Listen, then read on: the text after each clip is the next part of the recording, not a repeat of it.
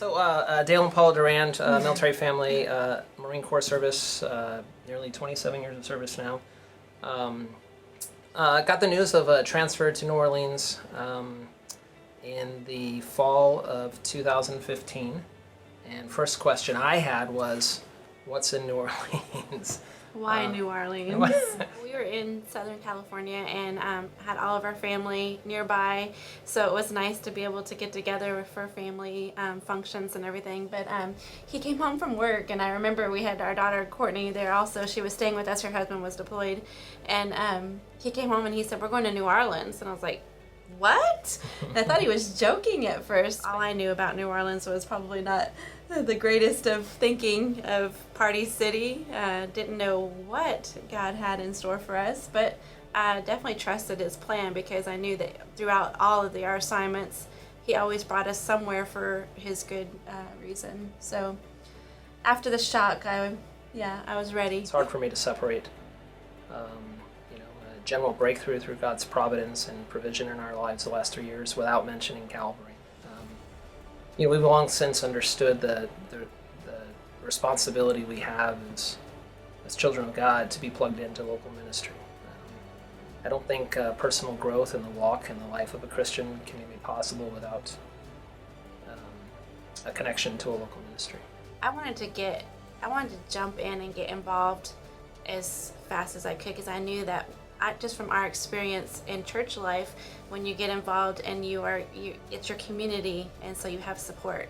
And so that for me, I wanted to just jump in and get involved so that I can have those friends and I can have support.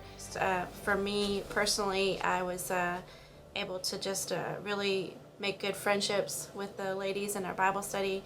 I remember, this sounds silly, but I remember just saying, not that I wouldn't love them, but I was praying, God, give me an extra love for these women because I wanted to be relatable. I wanted to be a soft place for them also. And so he did amazing things. Because I remember just even last Sunday looking around the room and thinking, I love her. And just the love that God had given me for these ladies. We were given an opportunity as a kind of follow-up to a Temple Life group in our home to host a college group, which I've got to say probably for me on a personal level is the highlight of my ministry experience here at Calvary. I think mine too.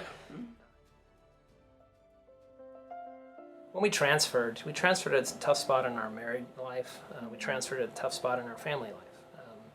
We have 2 boys, the older of which remained behind in Southern California as we left. And we left under somewhat difficult circumstances.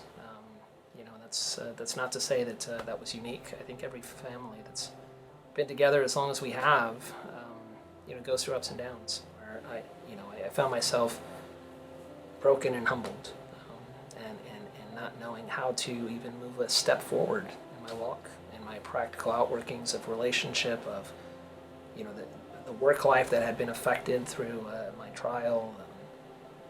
And just asking God to just listen to words I couldn't even form.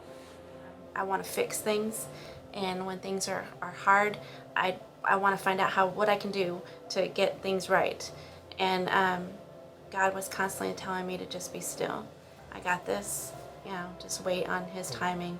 And it took me to physically be still. In the mornings, in the evenings, I even kept TV time. I was like, I just want to be still before you, Lord, and just however you want to minister to me right now. But it was through our life group ministry here that I found a very real sense of God's work in reconciling not just relationships around me, but inside my home, and by extension relationships with a wandering child of yesteryear. And it wasn't easy. In some regards, I think that's probably the beauty of the Christian walk is, there's always going to be conflict. But in spite of ourselves, as children who wander away from the path laid out for us, God's more forbearing than our willingness to accept wrongdoing. And just what a blessing to be involved in life together, which I think is probably the overwhelming and most powerful aspect of the local ministry here at Calvary. And it's not because we've been in the presence of supernatural people.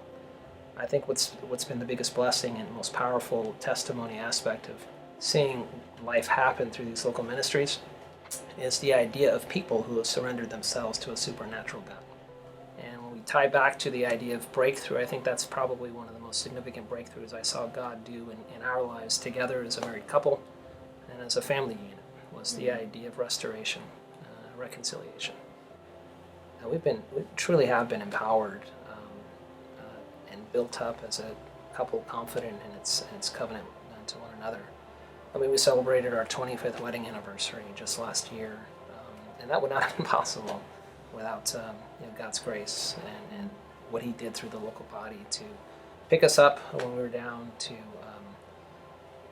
get us stepping together in the right direction through the ministries we've been entitled and privileged to be a part of.